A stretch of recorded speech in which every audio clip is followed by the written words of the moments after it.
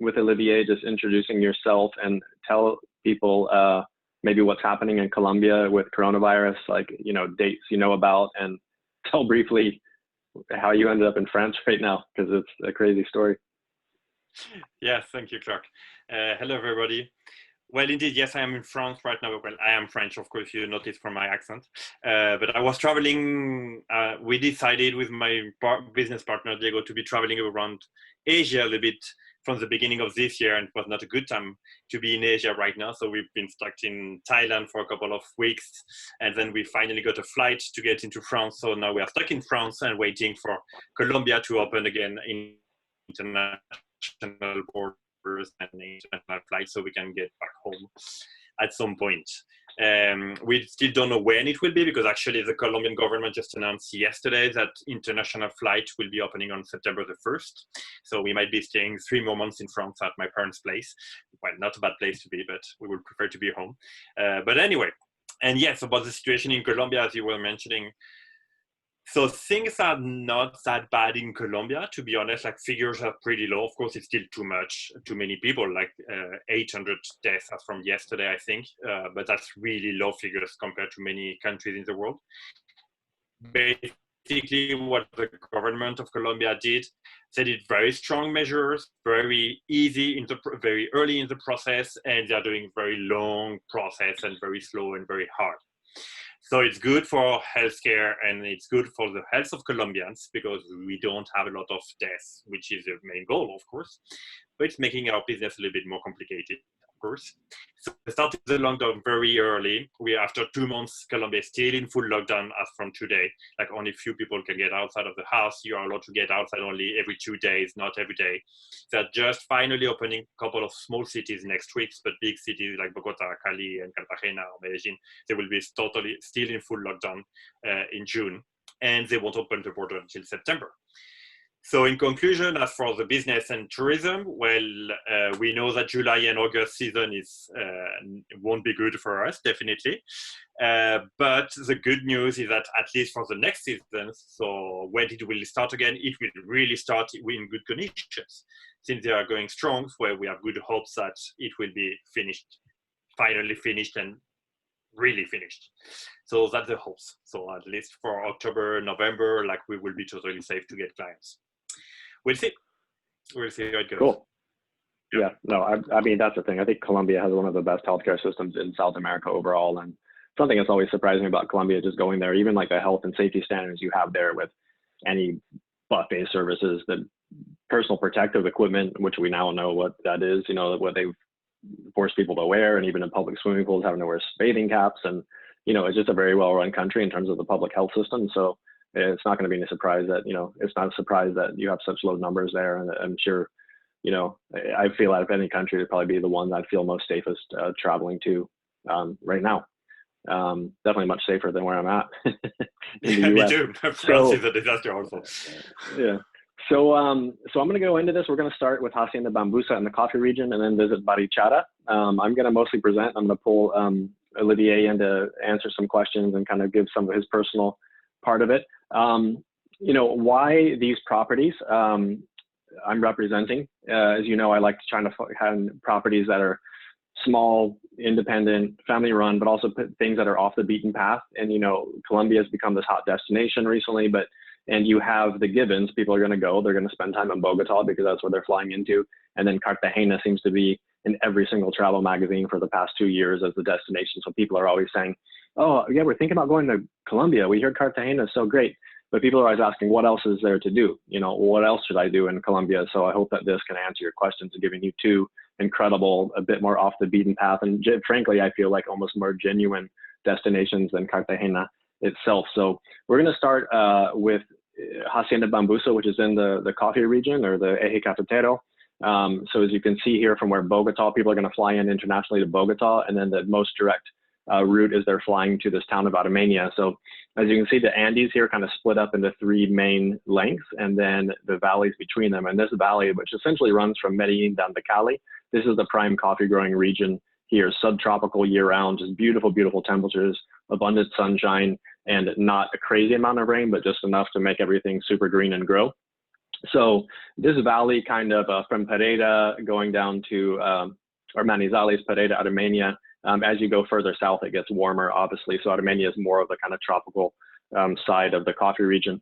So the most easiest way to get there, you've got, I mean, numerous flights from sunrise to sunset, nighttime, 45-minute flight direct from Bogota down to Armenia. And then once you landed in Armenia, it's only about a 35-minute drive to get to Hacienda Bambusa. So it's a small regional airport. They do also have flights to Medellin now. They had, I don't know if they're still doing it, or will be doing it. They were doing, what is it, once a week or twice a week to Fort Lauderdale. Was that still going on, Olivier? The flights to Fort Lauderdale? Yes, well, right now it's cancelled. I don't know if they will put it back, but yes, it was like 3 or 4 times a week to Fort Lauderdale. Yeah, so that gave you an option too. Unfortunately, it's with Spirit Airlines, but at the same time, if people wanted to go direct flight into Armenia from the US, do the short hop from Fort Lauderdale into Armenia, they have that flight because there's obviously so many Colombians from this region that live in southern Florida. So that's kind of what you need to do. If you are connecting this coffee region in Hacienda Bambusa with Cartagena, there are not direct flights yet. They were talking about it just before this whole thing kicked off. But currently, if you're going to get to Cartagena from Hacienda Bambusa, you need to connect in Bogota or connect in Medellin via those flights. The alternative, if people want to fly directly from the coffee region up to Cartagena, is about a 2-hour drive north of Bambusa. You get to the town of Pereira, and there are direct flights from Pereira to get up to Cartagena. So, I mean, having done this both ways, it's kind of, it takes the same amount of time. You've got a 2-hour drive and then a direct flight to Cartagena, whereas the connecting via Bogota, I mean, you have a connection of sometimes 30 minutes or so in Bogota. It doesn't take that much more time to make the connection via Bogota, but that's kind of just the logistics of getting down to this area. So coffee region, one of the most beautiful places on earth. I mean, just talking about ideal climate and temperature and green, hues of green you've never seen before. I mean, it's just everything grows here abundantly.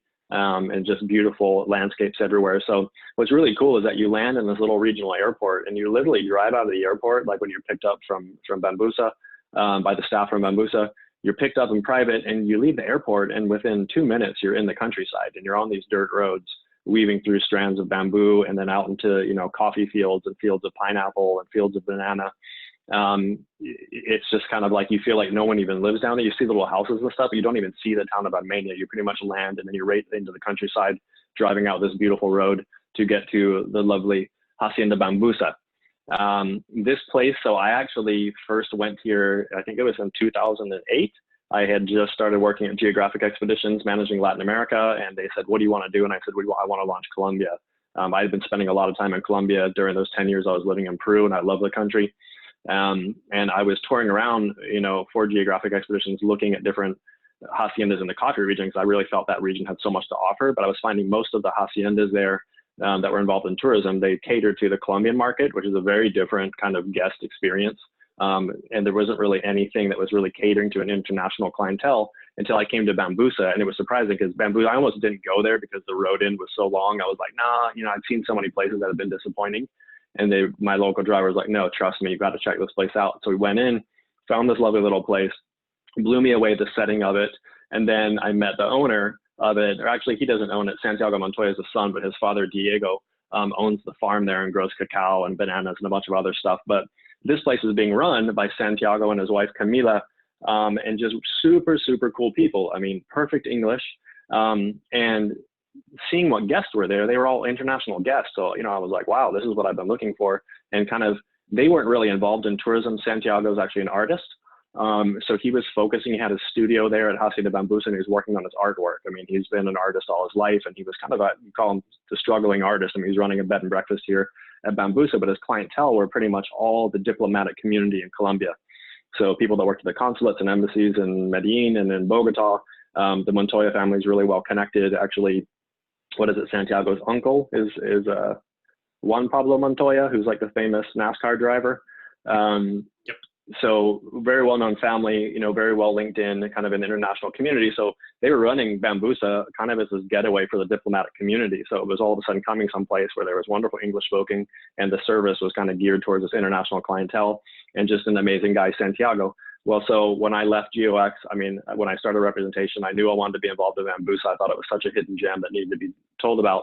But then about 2 years later, Santiago Montoya was discovered as an artist. I mean, amazing success story. I mean, he was discovered by a gallery in London, the Halcyon Gallery, which then signed him up on an exclusive contract and had these 2 huge art gallery openings for him on Mayfair in London. And it was interesting, the whole exposition show with Santiago Montoya, and the opening kind of in the foyer of the gallery was actually Bob Dylan's artwork.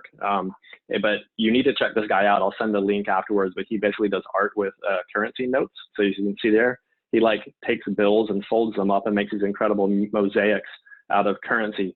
So the history of Bambusa was, you know, I represented that for a couple of years. All of a sudden, Santiago was discovered. He was in London most of the time, and then realized he couldn't really run his operation there from Colombia. So he had bought a warehouse in Miami because it was like industrial art. He has a staff of 20 that work for him in creating these pieces, and he left. So actually, Bambusa closed down for like 2 years because it's a special place, and you know, for the family, it was like when they closed it, we were trying to find other people to manage it and run it, but we were just getting people that were like, oh, we want to do this, we want to add 40 rooms, and we want to add this whole water slide thing. And the Montoya family was like, no, like, you know, Bambusa is a special place because it's super small and isolated, and it is a working farm. We want to keep it as such, and we just wouldn't find anybody to manage it that really held the same values, you know, and the same vibe that Bambusa had been running. So it closed down for 2 years until enter Olivier and Diego, and this was probably one of the coolest things that happened in life. You want to tell the story, Olivier, how we reconnected? Yeah, so actually because we met with Diego in Argentina, in Buenos Aires, and I was working for DMC, and so I knew Clark when he was working back at GeoX. So we worked together when he was at GeoX, and then we lost contact a little bit. And years in Colombia, in Argentina, sorry. Diego, who is from Cali, is Colombian. He told me, yeah, I want to go back to Colombia. I want to do something in Colombia. Like I traveled all around. The point is that, so Diego is from Cali, and when he was a kid, it was not a good time to be growing in Cali, unfortunately. So he grew up in Memphis, Tennessee, which is a bit surprising. And after growing in Memphis, he traveled in Europe and ended up in Argentina. And when he was like 30 something, he said, okay, I want to go back to Colombia. I want to show my country. I have an amazing country, amazing people. Now the things are over. It's safe to be traveling to Colombia. So let's do something. I said, okay, the only thing I know how to do is lecture travel, because that's what I've been doing all my life and all the time in Argentina. So we went to Colombia and starting to look around and what do we do, and investigating a little bit. And I got in touch with Clark, because everybody, when we need a good advice in South America, we contact Clark. I guess you all do the same.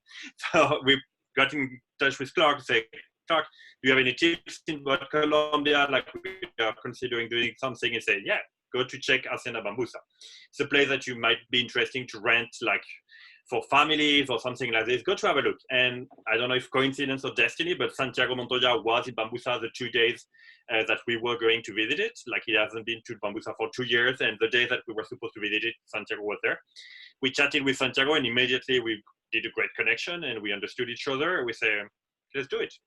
So we spoke a little bit more with Clark, and after 3 months, it was open again. Basically, that's the story. Yeah, it was amazing. And it was the perfect thing, because we had closed Bambusa, and Santiago was doing his art. And he's just like, you know, Clark, if we find anybody, you think of somebody that would open up Bambusa, you know, and it was hard because it's a rural place. So like if it was someone by themselves, it would be difficult living there by yourself running it. But anyways, it was kind of on the back burner. And I had worked with Olivier for so many years. He was my account executive at the DMC in Argentina. And I mean, we had worked together for so many years, and I always thought he was one of the best people. You know, you work with some DMCs and service providers around the world, and your account executive, they just blow you away, and you're, you know, all hours of the day you're dealing with them. So I loved Olivier, and I just lost contact with him. I got this random Skype message, bing, Clark, hey, do you remember me? Oh, of course. And then, you know, I'm in Colombia with Diego, my partner. We're going to be starting our own DMC here, and we're looking for a hacienda in the coffee region. And I made the connection with, like you said, Santiago happened to be there. You were out there within like 40 minutes of making that Skype message to me. And then I think by that evening, both you guys were texting me. You were like, yeah, we're going to do this. We're going to open up Bambusa. So it was just amazing. And Olivier, not to toot his own horn, I'll toot it for him. I mean, his background was he studied hospitality management in France. And then actually when he went to Argentina, you were GM, of Estancia Colibri or House of Jasmines? Yeah, so like 2 Relais Chateau properties. both relay chateau properties in Argentina. So he was GM there, and then he worked at the DMC. So that's an incredible background. So it was like, man, if you can bring that to Bambusa, this is amazing. And so they've done it. So that was maybe what, 2015, 15 or 16? Yeah, that was like 6 years ago. Yeah. Okay, cool. Yeah. So so they took over this most magical place and have just made it so much better. So charming place. You know, the details of this, you've got Santiago's bright modern art with this kind of old details of this, you know, traditional farmhouse in the Colombian countryside. Everything's open air. I mean, I always look at pictures of Bambusa and it's like my happy place. And I always feel that looking at pictures is such an injustice because you can't hear like the sound of the bird call and feel the like just how luxurious the air is with the warmth and everything. So everything's open air. You have all these wonderful seating areas outside, birds flittering by, hummingbirds. There's not like one specific restaurant. So they set up tables, you know, out in the gardens and under that tree and on that patio. The meals there served are always changing around of like private dining here in this little palapa by the pool under this tree. So like every night is Diego and Olivier have created this like fanciful world of where's dinner going to be served. And it's looking to always be a surprise where they're putting it on for guests. Here's like breakfast out on the front patio looking out. And this is such a small property. It's only 8 rooms in total. So, you know, we have had quite a few buyouts of the entire property. It's a great thing if you had like 2 families or a couple families wanted to come and book this place out. It's incredible. But it's just such an intimate, small place. I mean, it really feels like a home when you're there. So there's 3 different room categories. We've got standard rooms, superiors, and junior suites. I'm not going to go into detail about all these. I can send you a recorded room tour afterwards. I'm just going to show you some of the pictures of the interiors of these. And these after, you know, Diego and Olivier have come in to put their touch on it. So they're kind of divided onto 2 different levels. There's the upper rooms. All of them have private patios. The ground floor ones obviously walk out onto kind of patios, and the upstairs ones have these porches outside of them and tons of hammocks everywhere and places to sit. It's just a killer place to chill out. I mean, you get here, one thing is you don't want to leave, but there's also so much to do in this region. So these are just some of the shots of the 8 different rooms at the property. You can see here a ground floor one walking out, and then this is the same outside patio, some of the detailed, beautiful bathroom. And I love these like window coverings, which are very traditional of the coffee region. And then some of the junior suites upstairs have these huge porches with, you know, the patio furniture looking out over the pool and hammocks. So just a killer place. You wake up in the morning, lay out there with your Colombian coffee, watch the hummingbirds come up to the feeders. Just fantastic. Bambusa itself is about a 500-acre farm. It's a working farm. This isn't like, you know, when you're familiar with webinars or been to Hacienda Zuleta, where it's like this full-on working farm that's integrated with the kind of guest experience. It's a bit different because Olivier and Diego run the Hacienda Bambusa, the hotel itself, and then the farm is run by Santiago's father. The produce isn't being brought to the actual Hacienda building, but you have these 500 acres to explore, which are exclusive to Hacienda guests. So just going out on these country walks around the countryside. They have a full-time Camilo, who's kind of like the main guide for Bambusa, the naturalist guide. This guy's incredible. His birding knowledge, his knowledge of the cacao, of the agricultural systems, and just of the area. Total hit for everybody that comes and stays at Bambusa is Camilo. He's one of those guys, like, I don't really enjoy birding, but I love going birding with him because he's so enthusiastic, and he actually is not talking about, oh, look at this feathers here. Like he tells you interesting things about bird species, but pretty much everybody staying at Bambusa is going to get a private excursion with Camilo going out. The main thing that they produce actually at Bambusa is cacao. So like the seeds that they produce chocolate from. And then there's also a lot of banana, because the banana helps the shade of growing the cacao. This Bambusa is actually one of the largest producers of cacao in Colombia. This whole area is mostly coffee. So it's interesting at Bambusa that they're growing something completely different. And also when you're there, you'll go to the areas where they're collecting the seed pods, and there's buyers all the time that are there from Belgium, from the US, from around the world that are selecting the cacao pod yields, putting in basically purchase contracts for it. So you get exposed to that international kind of chocolate business while you're there. And it's really fascinating to learn about it. And Camilo, same exuberance he has with bird watching, he pours into talking about the cacao. So super cool experience, the cacao thing. And then on this property, there's like huge groves of these massive bamboo forests. And Olivier and Diego do these wonderful little surprises. You'll be out on a walk through these bamboo forests, and then you'll come across a picnic set up, a tea and or cocktails or something in the middle of these bamboo groves when you're out on the walk. So it's a great place to explore, great birding. as I talked about as well. They've got bikes there, so you can just go out on bike.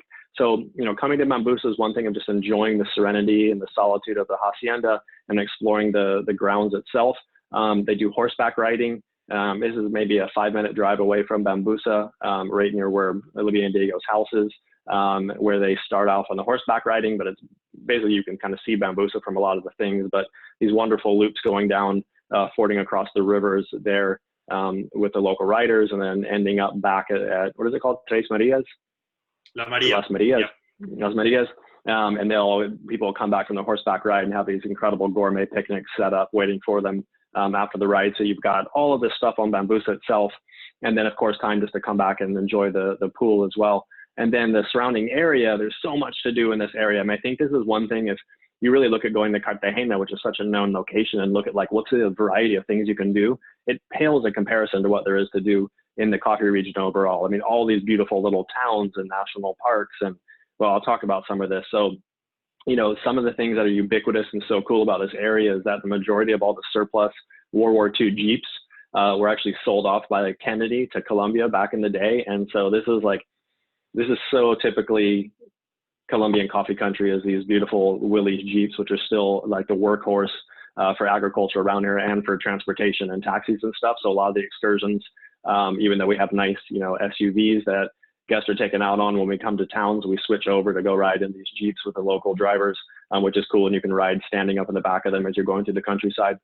Part of it's really cultural as well. So, there's a whole culture all itself to this coffee region of Colombia. Very proud people, very productive, rich land. So, when people think about, poor agriculture areas and poverty, you don't really see poverty here. There's so much food, there's so much industry, so much agriculture going on.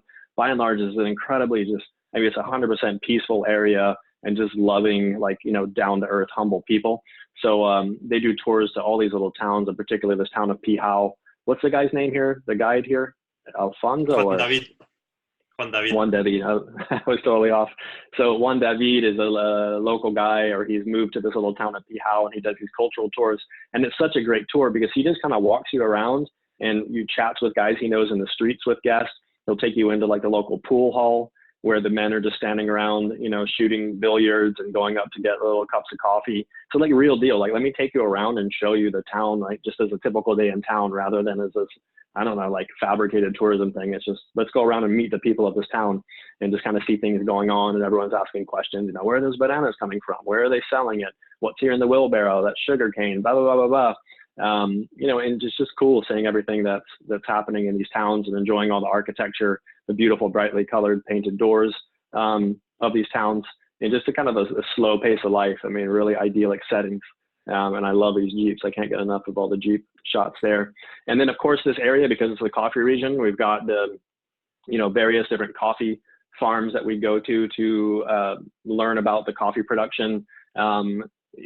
Really in-depth experience. And I can't remember this guy's name either, but Leo. He's the best. Leo. So Leo is you go out to his farm, which is quite rural. And this guy, man, you just want to put him in your pocket and take him home with you. He's so cute. And I think I have I love this picture of him, this proud guy, man. He's got his whole family there, and he takes you out, and he's done it a million times, but it seems like the first time he's ever done it, the way he so excitedly talks about his coffee production. And also this guy had an interesting thing. Fleeing from the FARC guerrillas back in the day to come to this area and really relate to a lot of the story of the history and struggles that Colombia has been through over the years, and, comparison to how peaceful everything is now. So you learn a lot, about coffee with him, but also just a lot about, what life was like for these people in the 80s and 90s during the horrible narco trafficking days, which are days that are so, long gone by. So that whole coffee thing is a great experience in the area. About an hour drive from Bambusa, you get up to this national park, which is called Valle de Cocora National Park. It's near a town of Salento, which is kind of famous for handicrafts and stuff. But this is interesting because this is the only place in the world where these wax palms grow. They're the world's tallest palms, and they only grow in something like a 10 or 17 square mile portion of planet Earth. They're over 300 feet tall. So it almost feels I always feel like I'm in a Dr. Seuss book here, and just incredible landscape. So here there's great hikes and horseback rides to do, or just to go up there and have a picnic amongst the palms in Valle de Cocora National Park. There's zip line stuff around there as well you can do. So it's great for families. I've taken my boys there as well. we just had a blast doing all these activities. There's the, what is it called, that agricultural theme park there, which is like kind of cheesy, but it was fun. I took my son there. We did a pig race and milked goats and stuff like that. But you know, great. There's so much to do here. So you got zip lining, do floats down the river. This is like a local tradition, these balsajes, where they just arm these rafts with bamboo. And then you just do these scenic floats down the river, passing farms, talking with people. So you've got that stuff going on. And then the highlight for sure is the hot air balloon trips here in the coffee region. So I think it still is. This is the only single commercial balloon operation in Colombia. Do you know if there's any others now? No, it's still the only one, yeah. So it's this guy, and actually I have a story about this, and this was pre-Olivier when I was at Bambusa. The guy here, the pilot of the balloon, his name's Amancio, and he's Spanish. And I was with Santiago, and we were just hanging outside drinking a cup of coffee, and we were hearing somebody yelling. And we were like, what? And we couldn't figure out what was going on. Finally, we look up, and there's this massive, you know, green and yellow hot air balloon right over Hacienda Bambusa. And he was asking permission to land, like in the field. And Santiago was like, yeah, sure, mama, you know, come in. And he lands, and it was like another serendipity. Colombia is full of magic realism, just like the story with Olivier and Santiago. This thing was magic realism. The guy lands. You know, Santiago's like, I've never seen a hot air balloon in Colombia. The guy says, well, I just imported this thing. I just moved here from Spain, like, you know, a month ago. So I'm just testing and flying around. So the Spanish guy, he flew all around the south of Spain in the Atlas Mountains in North Africa. He was a commercial balloon pilot there, and he married a Colombian woman and came back here. And so he had this operation, and he was like, yeah, I'm arming my business. And we were like, well, you couldn't have like emergency landed in a more perfect spot, because we have international tourists coming to stay here all the time. So we'll definitely work with you. And that was like probably, I don't know, that was probably 2001 or 2002. And we've been working with him since. It's just an incredible pilot. And, you know, we can do tethered, like often when we have groups, we'll do tethered flights just right at Bambusa there, where like each person in the group will take a turn going up, or you do the free flights with him, or we'll go meet him early in the morning somewhere, you know, at 5 a.m. or whatever, and take off and just go up, and wherever the air currents take you, and just floating above this landscape is otherworldly. So this is a must do, and it's not that expensive compared to other places in the world what this guy charges. And he's just a super, super safe pilot. I've always felt, I mean, I'm scared of heights, but I've always feel safe with this guy. He's a total pro. Except for that time I was with the camera crew. Were you there then when that happened? Well, I was with my son. Oh, you weren't around. Oh no, we just we went with the news crew, and the balloon got pushed to an area that had never gotten taken, like in terms of air currents, and he had to come down in this like tangerine field between the rows of trees. I mean, I was like, this is not going to work, and he managed to like stick it basically between these rows of trees until we hit a tree and it tipped over.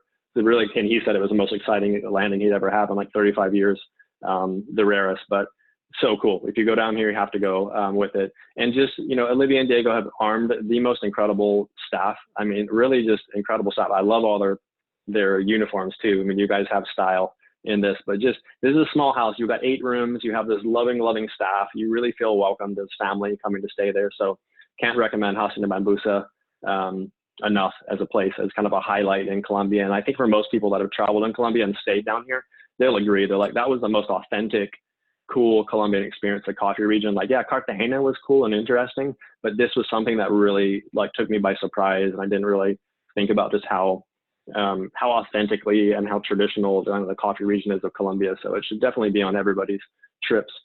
So we're going to go up to Barichara, which I was recently introduced to. And this is a private villa that Diego and Olivier bought last year, or maybe the year before. It's been like 2 years or so. Last year, beginning of last year. Last year. And so we're just getting going and promoting it to the world when the world shut down. But it's an incredible place. And I mean, come September 1st when flights open, I wouldn't hesitate to jump on a flight with my family and go hang out here in Barichara at Casa Yahri. It's an incredible spot. So this area, as you see Bogota here, here's Barichara. It's actually in the state of Santander, so north of Bogota. The thing is, on this map it says Barichara, but basically Barichara is a small town I'm going to show you, but the main town to get there is called Bucaramanga. And Bucaramanga is actually the 3rd largest city in Colombia, so it has direct flights from basically everywhere in Colombia.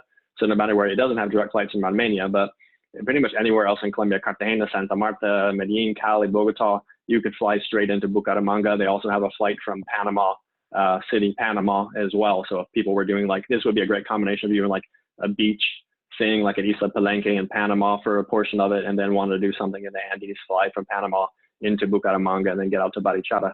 So you get to Bucaramanga, and then you're obviously seeing this, the 3.5 hour drive from Bucaramanga to get to Barichara. It's a long drive, but it actually, the journey is one of the coolest things about Barichara overall.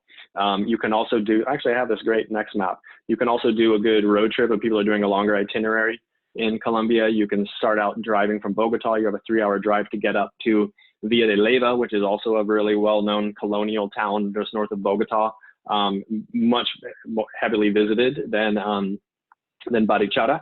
But you can do this as a road trip, going and spending a couple days in Villa de Leyva and then driving on to Barichara.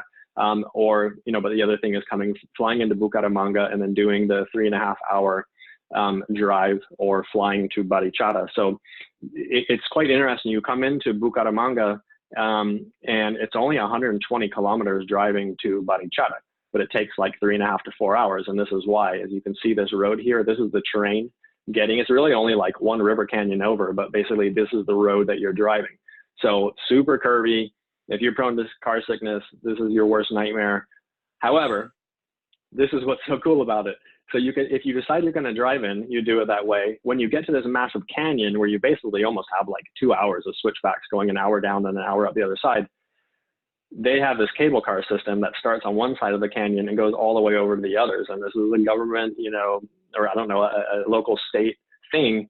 So when people are doing the road trip, Olivier has the option that actually when you get to the edge of the canyon, people can disembark the vehicle, they get it in the teleférico, in the gondola, ride that thing all the way down to the bottom of the gorge, ride it all the way up to the other side, and then the driver's going to be waiting for them there. So you totally don't have the curves driving. You have this incredible like floating experience down one of the world's deepest river canyons.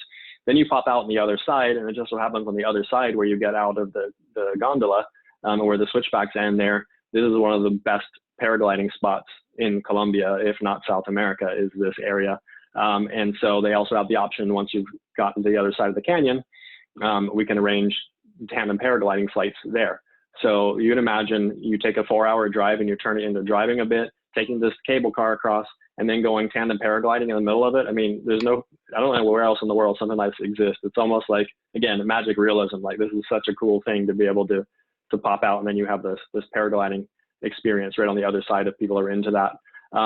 And then the other magic thing is there's great aviation providers at the Bucaramanga airport. So if you don't want to do the 4-hour drive, you just jump in a helicopter, and it's like an 18-minute chopper flight there. This is me doing it. It was like, I drove in there the one way, and I took the helicopter out, which was, that's exactly how I would suggest people do it, one way or the other. But I mean, this flight was totally phenomenal. I remember like landing at the airport in the helicopter, and my hair was still wet from the shower I had taken in Barichara. It was that quick that you get there by helicopter. And if you're flying in, I mean, you can see some views out of the helicopter window, and you basically land in Barichara right there, a little bit outside the town, and get picked up and whisked away to Olivier's villa. So Barichara, what's the big deal about Barichara? The topography. Yeah, I do have a lot of hair. So who was that? Jordan? Probably said that. Dude, I'll give you some if you want. So what's the big deal about Barichara? I had heard Olivier go on and on about this town for a long time, and other people in the industry about this is one of the most magical towns. And until you go there, you know, I think you have to go there to really appreciate it. But I mean, the location of this, you can see the town here, which is on the edge of this canyon gorge, the Chicamocha Canyon, which is in this huge river valley. And you have this old colonial town right on the edge. So like the setting of this is incredible. So what's amazing about Barichara, I mean, this was built in 1705. It was like a very prominent colonial Spanish town, right? Major prominence. And so the architecture here, the feel of this little Andean village, what's really happened is that when the new highway was built and Bucaramanga took over as this big industrial town, this became so out of the way, like that 4-hour drive. This just became this isolated place. So it really is like the place where time stood still. I read a lot of Gabriel Garcia Marquez and all his magic realism stuff and his descriptions of Macondo and things like that. And this town is just like, it has time has stopped and time has slowed down. And it's like we're transporting back in another era, and where life is just not at a frenzied pace. It's this gorgeous, gorgeous town. You know, all this terracotta roof tiles, these wonderful little shady plazas everywhere. you know, people like this is to me is such the Barichara picture of just the architecture and the bright colored doors and flowers spilling out from courtyards, and, you know, older residents just going for a stroll out there, or you see them sitting around the plaza. It's amazing. And no doubt, I mean, there's been a lot of like Spanish telenovelas and movies that have been filmed in Barichara, because it really feels like a movie set coming into this town. So just a few more shots here of the village itself. You know, you've got the kids going out. I love this guy. He's standing there probably waiting for a tuk-tuk to run into them. But, you know, there's little scenes of watching life go in and go on in these little remote Colombian towns. The main mode of transport in this town are the tuk-tuks, the motorized taxis. So anywhere you need to go, just flag down the tuk-tuk. This is even if you come in by helicopter. You land in a helicopter, then you can take a tuk-tuk from the helicopter, you know, to Olivier's villa, which is super cool, all open air. And that's how way people get around there, is these things. So I got more shots of Barichara. And then we bring ourselves to Olivier and Diego's house, Yahri. And I remember the first time I went here, I was walking up and down the street, and you were giving me these instructions, because everything there is kind of an adventure. And I walked up the street and I saw this building, and I was like, that's it for sure. Just seeing the color scheme and how well taken care of this building was. And I had found it, and you find this little magical door. So Olivier, why don't you talk a bit about you, like kind of discovering Barichara, what it means to you, and finding this villa, deciding to buy it. Yeah, well, when you mentioned it, Clark, but we have also DMC based in Bogota. So when we were traveling, at the same time that we were traveling to look for a place in the Coffee region, we traveled through the Santander region, and we discovered Barichara. And we spent a couple of days over there with friends, because when we started with a company, we were doing everything with friends. We are still doing it. So we were a group of friends exploring Colombia a bit, and we stayed in Barichara in a very bad hotel in downtown, because you didn't have any good hotel at the time. You still don't have a lot. So we stayed in a low-key hotel downtown, and we went rafting and hiking and everything, and we loved it. We had a really amazing time. But by the time, it was like really not ready. The village was not ready for international tourism. Nobody speaks English in the village, and there was no good hotels, and it was just not done. Like you had a couple of French tourists, because French, they go everywhere all the time, but it was definitely not ready for our kind of clients. And since we were working with Hacienda Bambusa, like we had enough on our plate, so we dedicated ourselves to Bambusa. But I always had that idea in mind, saying like, Barichara really has huge potential. And we went back to Barichara for fun and so on. And what's the really cool thing about Barichara, you know, it's a hidden gem for international people, but it's known from people from Bogota. Wealthy families from Bogota, they will have their weekend house in Barichara. It's only 7 hours driving, because Colombians, they don't care about driving 7 hours for the weekend. So Colombians, they do that from Bogota. They will drive 7 hours from Bogota directly, and they will stay for the weekend and come back. So this house actually was a private home from a couple from Colombia, from Bogota, and that was their weekend house. They decided to sell it because like they got divorced, and the new wife didn't like the ex-wife house. So they sold it, and we were like, well, Bambusa is working. That was like already 4 years after the opening of Bambusa. Bambusa is working on its own already. Like everything is settled, and we're bored. We need to do something new. So we remember about Barichara. We got this opportunity. We say, okay, that's a place with huge potential. So that's why we decided to buy it. And an additional thing, what happened is that, you know, when we started 6 years ago, the Coffee region was pretty much still out of the map. You know, like everybody was doing Bogota and Cartagena. So we were coming with something new with the Coffee region. And now like Coffee region is on everybody's itinerary, and many people know Bambusa already, and we needed to surprise our clients. So Barichara is definitely a good surprise. Definitely. It is right now at the stage where the Coffee region was 10 years ago, like really beginning. You won't see any gringos in the streets of Barichara right now. So you have that balance where you can have our service and not tourism. So it's good. I love it. Yeah. So coming into this villa, it's just amazing. And again, everything there is open air, because the climate here is ideal. I would say definitely warmer than the Coffee region by a bit, and also drier. And drier. Yeah, so it's and drier, so it's hotter. But again, everything here is open air. So as you come in through that front foyer, you're walking straight into this infinity pool in front of you, and this is kind of the main living room and kitchen area. Which to the right, these columns here, that's open air right onto that pool that you just saw. And so they did a fantastic job of designing and redecorating the interior of those. Who has the knack for that, you or Diego? Diego. Diego's the man for sure. Yeah, So just definitely. beautifully done. This is just that same room, and then the pool area, and then you see a little dining area. I love that lampshade over this one over the table, and this is like kind of a traditional handicraft from Barichara, right? It's like rattan or similar to Yeah, rattan, which actually, they use most of it. the most of the decorations elements are done in the village. Like we would go to see the old people from the village and ask them, well, you know how to wave? Well, do me like something for the bed, and we bring them the design, and they knew how to do it, and they were doing everything. Most of the things are done in the village, yes, with design from Yeah, Diego. yeah. So this villa only has 4 bedrooms. So there are 4 suites essentially, right? So you've got like the one, this is the one main master bedroom, which is closest to the pool area and the common areas. So this is one, ensuite suite there. What's this one called? Aratoka? This one is Aratoka, yeah.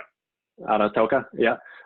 So you've got, this is the main one, and it has this beautiful outdoor bathroom as well. And then what's the name of the other room? This is below that kind of dining area on a separate level. You've got can't remember the name. Olivier, help me out. Sorry, this one is, sorry, I was reading a check. This one is Chicamocha, yeah.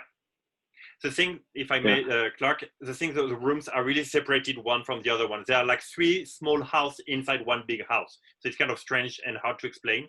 But all the house they have, like what the 2 pictures you see on the screen are the same bedroom. So they have all their own huge private terrace. They're like 3 small houses inside one. Right. Yeah, and I think that, that was the thing about when you were doing this. There are quite a few private villas in Barichara. There's a couple quality ones, I'd say a handful, 3 or 4 that exist. But all of them were only buyout. You could only, like, they would bring the staff in to take care of it. Whereas you came in with a different thing of saying you have someone full-time there. Camila, who's like your house manager or the host of the house, and having your own staff and subcontractors there, where you were willing to book out individual rooms of the villa, because even though you may have the one common area, the living room and the kitchen, all of the suites are very private and separated out. But obviously now, thinking about coronavirus and stuff, yeah, people mostly are going to probably be booking this out only as a buyout, as a private villa there. But with 4 rooms, you've got 2 other rooms downstairs as well, 2 other suites that are down on another level on the gardens here. So these are just an example of the 4 different suites there at Yahri. All the details are just so well done. You guys did such a good job with this place. So yeah, and then as you can see, this is actually from the pool. You can see the top of the main cathedral in town. So you're only a couple block walk to the center of Barichara itself. And we had, who was that? Oh, Didi said, yeah, she had clients stay there at the suite in late December, early January 2020. That's awesome. I'm sure they had a great time. So yeah, people are coming here. And then, so I'm going to talk a little bit more about Barichara. What makes it so cool is, one thing Olivier said was that all of the decorations there for the villa itself, were from handicrafts there. Barichara has a ton of real handicraft focus. So there's a lot of artisans. There's been a lot of people from Bogota that are artists that come up there because of the slow pace of life, and they can focus on doing their art. So you've got, wonderful handicraft shops there. It's an incredible place for shopping, and so many cool things. Like, this is a paper making factory, actually, where they do hand pressed paper still. So you can go experience this and make some of your own paper. So it's both, they do this to sell the paper, but you can also participate in these things. There's all these ceramic studios in the town as well that you can go just to shop or see them do the ceramic, or do participatory, like ceramic lessons while you're there. And, the town sits on the edge of this gorge, which opens up to all this great outdoor recreation opportunity. So there's incredible hikes. Like, this is one of the most popular down to this little village called Guane. So you basically start out just at the end of the road in Barichara, and this is a beautiful path, old colonial path down to this other little colonial town of Guane. And you do that one-way hike down, and then you just take a tuk-tuk back up to Barichara. So there's a lot of great walks just emanating out from town, and then you can utilize the local tuk-tuks to bring you back. This is down in the village of, is that in Guane itself? It looks like it, yeah, further down. Yeah, that's the one from Guane, yeah. Which yeah, that's down in Guane. Like great biking 2 hours, because of this a 2 hour down the hike. And there's great biking there, whether you're into like serious mountain biking or just want to do, cruises around. They can drive you up to the edge of these things. So most of it's all downhill because of this massive canyon. You can be dropped off in an area and just go down, whether you want like a countryside, mellow downhill bike ride, or you want to do single track. It all exists there. So there's also the nearby town You have got Barichara, and then maybe 45 minutes away, there's another town called San Gil, which is like they call it the extreme sport capital of Colombia. So they have all kinds of options there. So you've got the biking. There's actually coffee plantations that are around Barichara as well. So you've got those activities. And then because of San Gil there, you have all this adventure stuff. So you have incredible like canyoneering, you have waterfall rappelling. I did this actually in October, which was awesome. I mean, huge waterfall to go down, and such a great hike up. You've got stuff like that. And it's also the center for whitewater in Colombia. I actually taught guide courses up here back like decades ago when I was guiding in Peru. I went up here and trained with the Colombian river guides, super pros, and they have so many varieties of rivers. You've got like multi-day rafting trips. You have easy like class 3 float, so, and really safe. I mean, I was a river guide for 10 years and going and doing like the most classic run here closest to Barichara. It's about as good as it gets with rafting, where you have like big waves, big splash, you get soaked, and it's like a roller coaster ride. But in terms of knowing as a river guide, looking at the river, the technicality of it and the makeup of the riverbed and everything, it's like one of the safest rafting. I mean, if you could like make a commercial run that had no risk, this was basically it. So the rafting here is fantastic.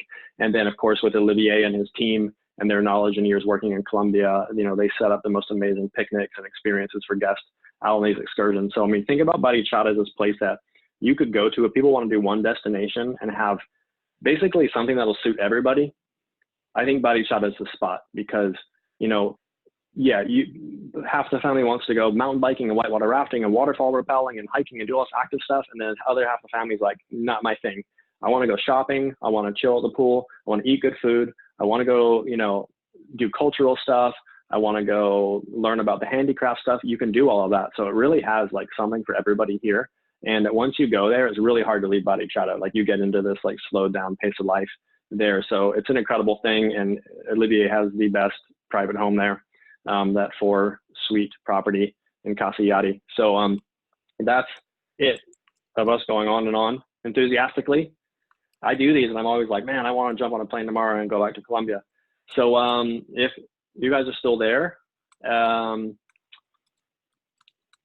let us know if you have any questions. I'm sure there's stuff that we forgot to talk about, or maybe we didn't.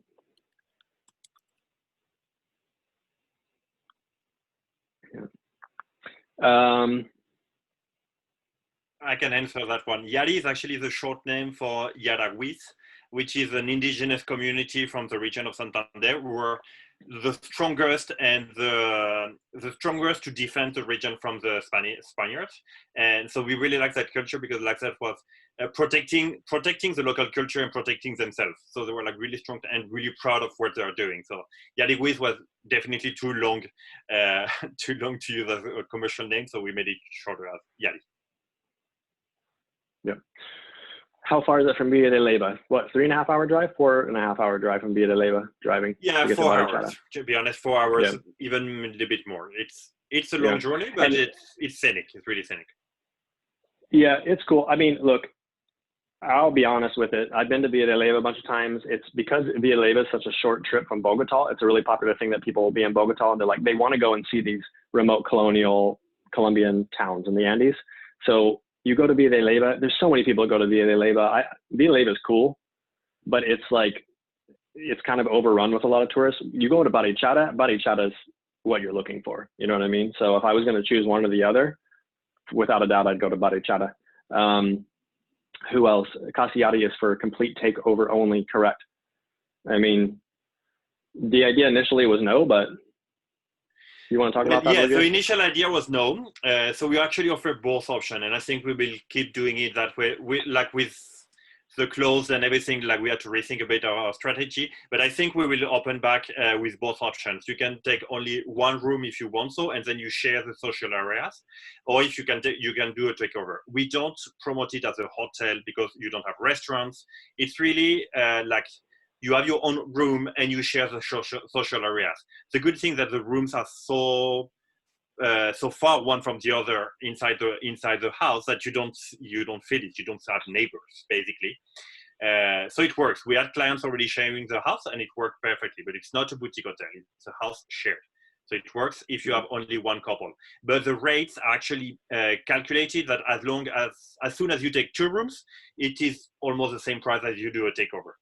because the rates include also activities, so you don't know, with the cost of the guides and everything. So if you have a family of 4, for example, it's the same price if you take 2 rooms and if you do a takeover. So of course, we recommend to do a takeover, which is definitely the best way to enjoy it. But we still want to open the opportunity for couples to be staying here. Yeah, and this is something we probably should have talked about more, because people are asking now, does Yahri have a staff guide for local excursions or a good local guide to arrange these? Would a B&B be a way to explain to clients? And actually no, because you run a completely fully inclusive thing there. So the rate actually includes your excursions. Yes, rate includes the excursions, because we just realized that on your own, nobody speaks English in the village. So most of our clients, they do need to have somebody to help them. And that's the way to enjoy it, because, when you're on a remote location and it's beautiful, but it's not really, as I was mentioning. So you need to do it properly if you want to enjoy it. So that's why we go with a fully inclusive proposal. So basically, it's more than a guide, is a host. It's a friend that will show you around. That's how we do it. And then when you're in the place, you're on your home, on your own. So the guide is not staying in the house, you are in your house. But it's much more friends that you can WhatsApp and say, okay, we want to go for a walk. Can we go now? Yes. I will show around and we go together. And the dinners are also included in the price. Not, as I mentioned, we don't have a restaurant, but we do include the dinners, because basically the main concept of Yahri is, like, if you will be going to your weekend house, you're not going to a hotel, you're going to your own weekend house. So the dinners are included, but they are included either in a restaurant in the village or in the house of some of our friends in the village. Also, we have some great friends who speak great English, and they have very cute house inside the village. And so we do arrangement with them, and they will prepare dinner and they will cook dinner for our clients. So basically, you go on tuk-tuk, and after 2 minutes, you get there and you have friends welcoming you, and you have dinner with them, and then you come back to Yahri. Or if you just want to do a restaurant, you do local restaurants. We don't have to pre-arrange that. We arrange that on site. Camila, she will explain the options. What do you want to do for dinner? What's in your mood? Okay, let me arrange that for you. You go. It's all included. Yeah. And there's good restaurants in Barichara. I've had some, fantastic meals there. There's like, I'd say 2 or 3. Every meal I had in Barichara was incredible at different restaurants. I mean, there's some really, really nice, like as Olivier said, this has been a place for people from Bogota with money, that can afford something like this villa as their weekend home. There are restaurants that have been catering to them. So there's really, really good food in Barichara itself. Have a sample itinerary. Yeah, we'll send you in the follow-up, like sample itinerary ideas for these. Someone asked about time in each location. I think I have 2 answers to that. One, I have done this before with my kids. I've flown and just gone to Bambusa for like a week and just based there and just enjoyed the coffee region. You could totally do that. But I would say most people going to the coffee region, 3 days, 3 nights, 3 to 4 nights is what we'd recommend. Often what happens with the coffee region is people come and they do 2 nights, right? And they're racing around to go do all this stuff, or even in 3 nights, they want to go and do all this stuff, on offer in the area, and they don't have time just to enjoy Bambusa, to chill. So I always find when people do like 4 nights, it allows them, because most people eventually they'll be like, you know what, I just really want to enjoy the serenity of this place. So think about that, including some time. And then same thing with Barichara. You could go there, like I would go there, I'm already thinking about, in September, go with my family and just base there for a week at the villa. I mean, there's so much to do. I would just do it as a standalone destination itself, as like a villa stay. But if you were coming there otherwise, I would probably say the same thing, 3, 4, 5 nights. Don't do 2, because like the time to get there, it's like 2 nights is not enough. 3 nights, most of our clients, 4 definitely. Right. And actually, I didn't even say this. There's a helicopter and there's also light aircraft as well. So I think the helicopter fit 4 passengers and the pilot, but then they also have light aircraft there, like Piper Cherokees and all this stuff, which land maybe about a 30-minute drive away from Barichara, but you can also fly from Bucaramanga in light aircraft to get there. And mosquito issues at Casa Yahri, I mean, I don't remember. Down in the bottom of the gorges, you'll have like sandflies, but in Barichara itself, you spent way more time there. The mosquitoes? No, you would have some in Bambusa because you're in a tropical region. So at sundown, you do have some in Bambusa, but we have spray everywhere, and we do have the plug in the rooms and everything, and screens on the walls. But in Yahri, no, you almost don't have any mosquitoes. You are a little bit higher. Well, it's not that high in altitude, but most of everything is dry. It's really dry region. So no, you don't have a lot of mosquitoes. Mm. You can always can you expect some, helicopter? being in the equator, like at the level of the equator, tropical country, you can have birds anytime, but not too much. Can you helicopter from Bambusa to Yahri? No, it's too far. You need to fly between the two, and then the helicopters go from Bucaramanga out there. And I think I just missed something else. And you need to cross Someone the Andes. So about... the Andes are pretty high, so that would be too high to go from yeah. one place to the other one. And then someone asked, can you talk about your DMC? So I will answer that. I mean, obviously, this was about these products and properties. I mean, what's interesting about Olivier also does run one of the best DMCs for Colombia. I represent just the properties. I'm always very clear that, like, I'm talking about these destinations, these properties. There are other good DMCs in Colombia that some of you maybe already work with or already have a relationship with. You can book through them. Olivier with these, they're different companies. He has his DMC, and then he has these products as well. So these, Yahri and Bambusa are all booked by the DMCs as well. So if you already have a relationship with the DMC in Colombia, work through them, request for them. I learned about this. I want to have guests going there. They can arrange it for you. If you don't have someone to work with in Colombia, then you've just met Olivier, and he's fantastic. And, I think there is something to say that when you're dealing with the DMC that has the direct connection, that owns these and runs these properties, there's definitely, a bit of advantageous nature in working with Olivier like that in Colombia for these. So again, work with who you want. But again, if you don't have a contact in Colombia, Olivier is fantastic. And I can speak by that, not just as someone who works as a representative for these properties, but as I said, Olivier was my account executive. He was my DMC in Argentina when I was at Geographic Expeditions for 5 years. One of the best people I've ever worked with. So, I'm honored to be able to still work with him in this capacity. All right, questions I think are dying. Oh, no. Well, Whitney, you are welcome anytime. All right. I think we did it. So I'm going to send you the recording of the webinar afterwards with the timestamp, so you can jump in between the things. And we are going to put together a, the marketing kit and stuff like that. And might not be until next week, just because I have some work to do with the Yachty stuff. But that's it. So thanks for joining us. And Olivier, thanks for joining us as well. It's much more fun doing this with someone rather than by myself. Thank you, Clark. Okay. Everyone, have a great weekend. Stay safe and healthy, and we look forward to having you in Colombia soon.